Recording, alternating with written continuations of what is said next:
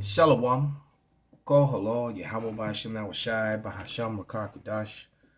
Double honors unto the apostles, double honors unto the elder bishops. Salutations to all my fellow laborers doing this work in truth and sincerity, risking their lives and their freedom to do so now more so than ever.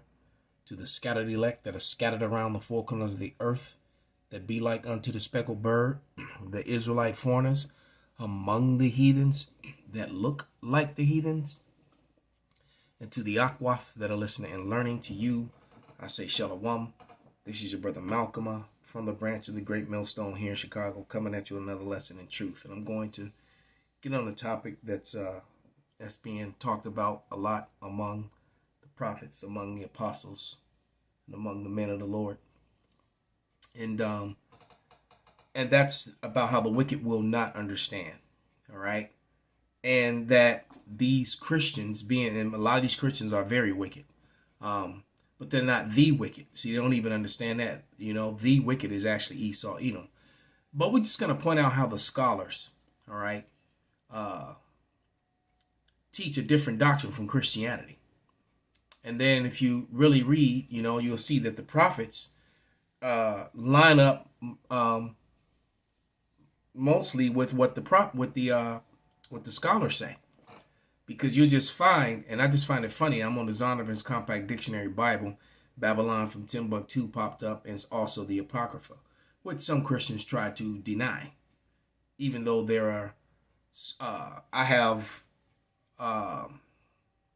3 different Bibles, actually 4, because there's also in the King James, but in the King James Bible and in other, I have the Geneva Bible, and I have an Oxford Bible that all have the Apocrypha. And in those Bibles, the Oxford one is actually a study Bible with the Apocrypha. And in those Bibles, there are precepts that take you to the Apocrypha. So all this denying the Apocrypha, and that's all to, you know, because with the Apocrypha in place, Christianity can't be. The Apocrypha is the nemesis, the kryptonite to the lies that has been propagated by, you know, plantation colonial Christianity. But let's talk about let's go to the book of Daniel just for starts, all right, just to give you an idea how the Christians won't understand. And so what you have to send in the men that are doing this, especially the men of the Great Millstone and the brothers that teach the likewise doctrine, they're the prophets back. So the Lord told you, you know, he told you in his word that his prophets will return at the last days, and only they would understand. That's what Amos 3 and 7 is about. But let's go to Daniel 12, and I'm going to start at verse 10, and it reads, "Many shall be purified and made white and tried," and white just means pure, not as in color, all right? "But the wicked shall do wickedly, and none of the wicked shall understand, but the wise shall understand.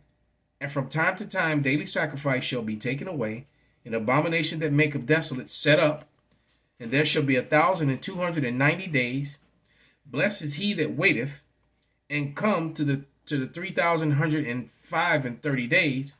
But go thy way till the end come. For thou shalt rest and stand in thy lot at the end of days." So the Lord was telling him there's a period of time, basically, when you go to the spirit world, when you come back. All right. I'm pretty sure that's in Exodus somewhere where it talks about to the 3rd and 4th generation.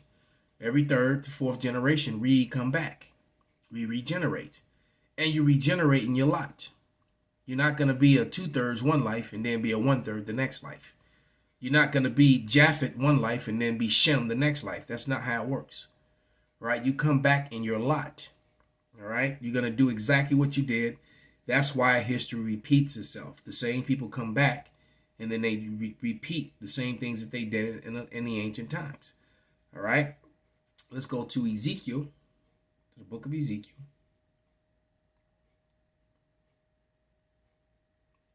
To the 2nd chapter, and I'm going to start the 9th verse.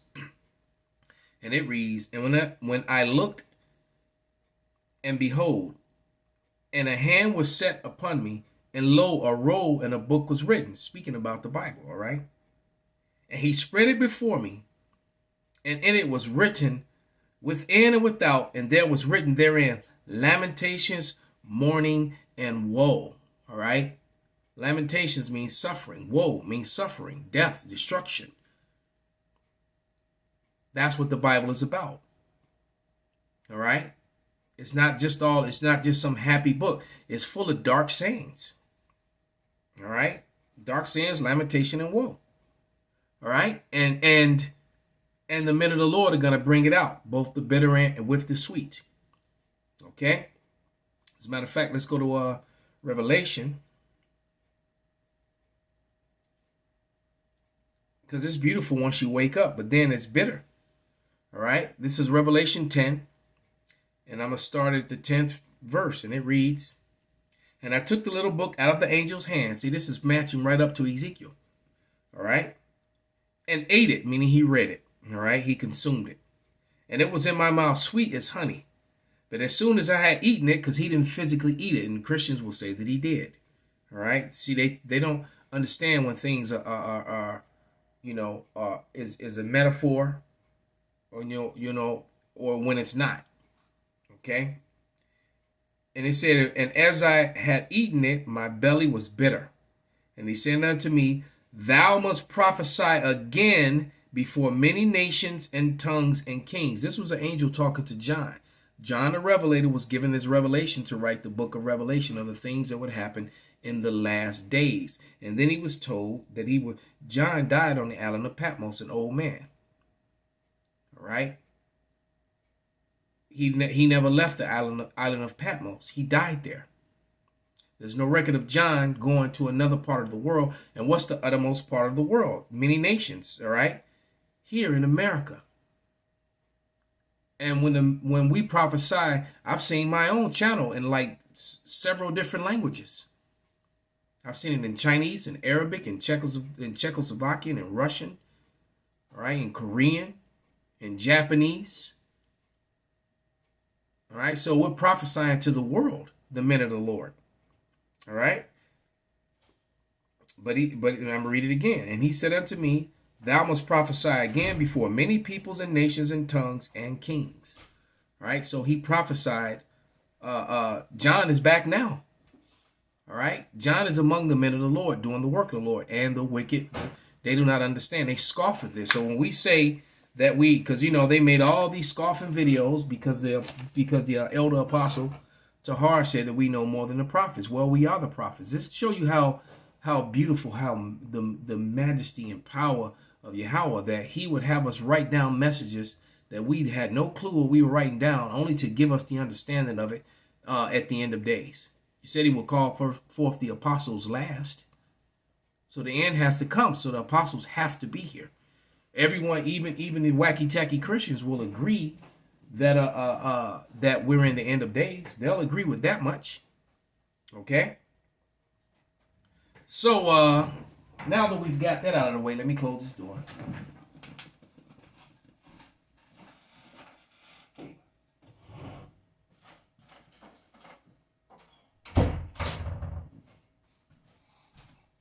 Let's go to some of those prophecies that they don't understand, or that they just choose to ignore, because it's a little bit of both. All right? It's a little bit of both. Some they don't understand, and some just don't go with their narrative, with the lie. It's just too painful to teach the truth. The truth is too scary, too painful, so they just teach their lies. And they try to write themselves into something that they aren't a part of. But we're going to go to the Zondervans, hence the reason why it's on the screen. I'm going to go to page 142. I'm close, 137. And we're going to read the portion about Edom. All right? Because Christianity teaches that the Edomites were done away with. But here in this book, it says right here, I'm going to read this paragraph, and I'm going to read all these scriptures that's connected to it. All right? But it says, Edom figures prominently in the prophetic scriptures as a scene of future judgments. See notably Isaiah 34 and 5 and 6, Isaiah 61, not just 61, but 61 through 4. She is the only neighbor of the Israelites who was not given any promise of mercy from God. All right? So, they'll just read John 3:16 and then and just say that the whole world, God so loved the world, and not give the breakdown and the understanding. right? You know, I was taught coming into this truth to look up the meaning of words. Hence the reason why you have the blue letter Bible. All right. Every word in the Bible is numbered and has either a Greek meaning or stemming from the Latin, or it has a Hebrew meaning. So John 3:16 is in the New Testament. So you go to the Greek. And when you go to there, you'll find that the word world is used in 3 different ways, mostly in the Bible. It's either going to say oikoumene, which means the whole inhabited earth, all the people. All right. It's going to say world, meaning an age, an eon. All right. A time, a period of time, which is usually about 1,000 years. And then it's going to say cosmos, which is an orderly arrangement. All right. Which is talking about the Israelites, the order, the laws, that orderly arrangement. Well, John 3:16 isn't oikoumene, so it's not talking about the whole world. It's not talking about an age. It's talking about the Israelites. And the kryptonite to John 3:16, all right, because everyone knows it, so I'm not even going to read it. I'm just going to read John 17:9, all right, because that's as soon as they say that, then that's it. They blurt out and scream out John 3:16. I tell them, I read John 17:9 and say, please explain. And usually you just get an argument. They don't want to explain because now usually they've never read it and they don't know what to say after that. But this is John 17:9, and it says, I pray for them. I pray not for the world, but unto them which thou hast given me, for they are thine. So who the world ignorantly calls Jesus Christ just said he prays not for the world, but for them. Who's the them? The them is the cosmos. All right. Once again, I'll read it again. I pray for them. Who's the them? I pray not for the world. So what that says very plainly is that John 3:16 cannot mean what Christians say it means. You can't say for God so loved the world, and then he turns around and says, I pray not for the world. The Lord is not the author of confusion. All right? He's not. Okay? So, let's get on these scriptures that speak about Edom in the end of days and the judgment that's going to come upon them upon the return of the Lord. All right? Because the Edomites are still here.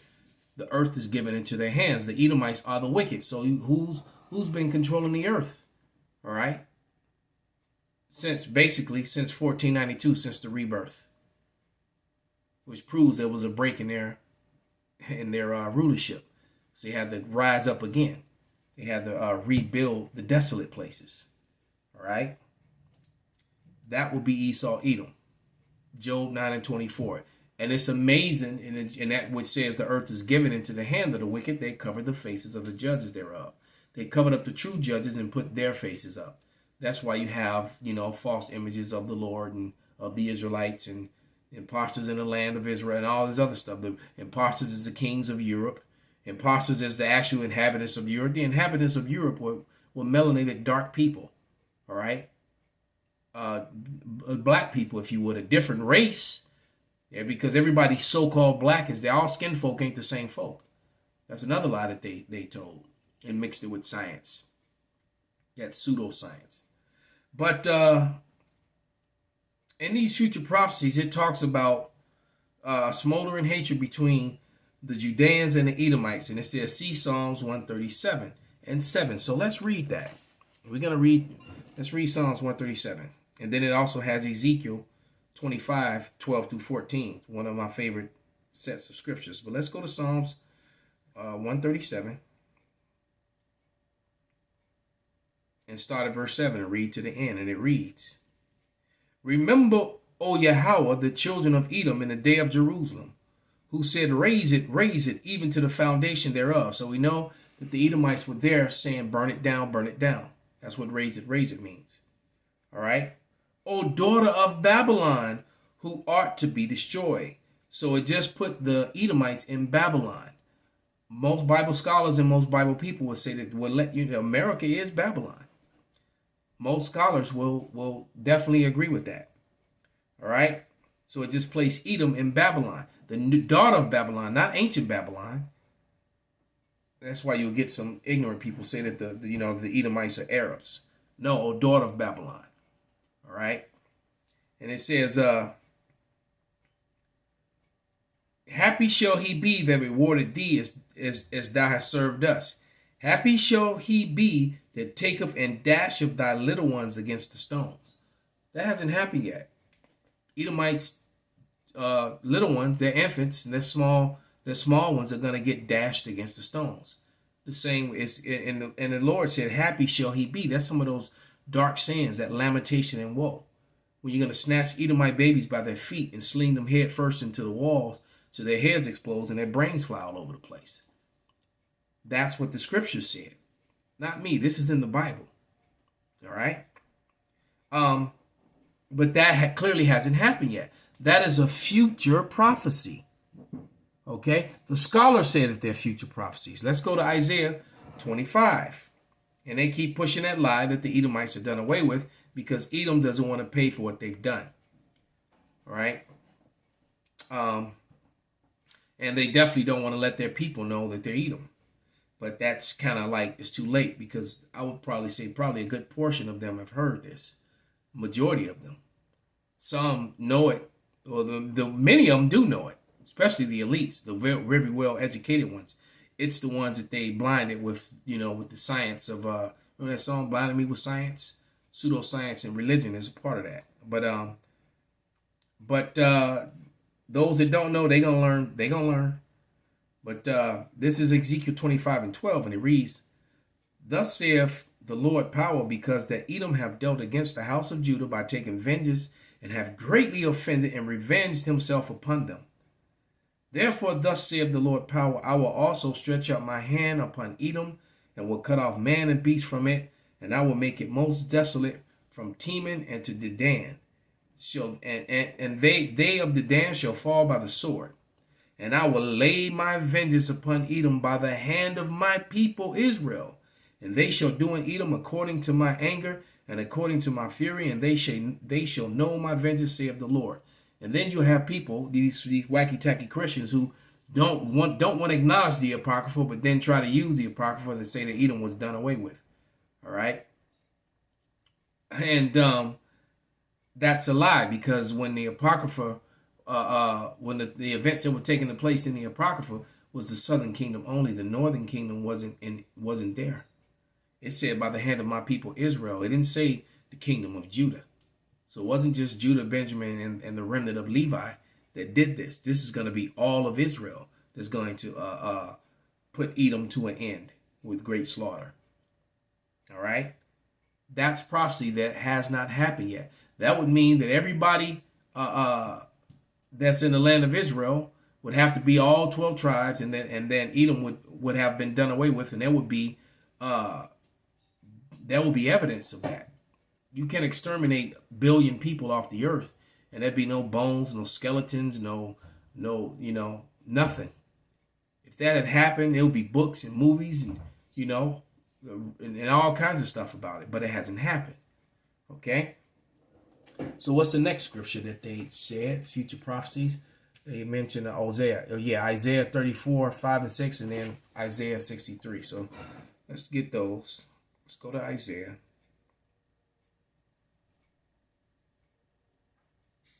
(34, 5 and 6). And it reads, for my sword shall be bathed in heaven, and behold, it shall come down upon Idumea, which is a Greek way of saying Edom, which is how you know they tampered with the Bible. And upon the people of my curse to judgment. Esau is cursed. All right? They're blessed because they got this. They got the blessing of this current present evil earth, but now the time is up. All right? And it says, and the sword of Yahawah shall be filled with blood. It is made fat with fatness, and it with the blood of lambs and goats, and with the fat and the kidneys of rams. For the Yahawah have a sacrifice in Basra with great slaughter in the land of Idumea. Idumea is going to be used as a sacrifice to appease the wrath of the Lord. All right? That hasn't happened yet. Okay? When he comes and takes them out of power, that's when it's going to happen. And then it explains it even further in Isaiah 63.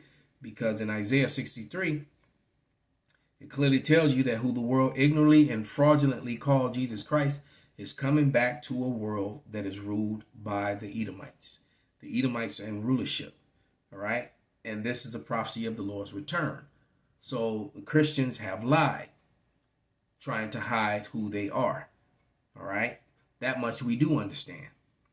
Okay. They understood enough to know that they were Edom to try to hide that they were. All right. This is Isaiah 63:1. Who is this that cometh from Edom, with dyed garments from Basra? This that is glorious in his apparel, traveling in the greatness of his strength.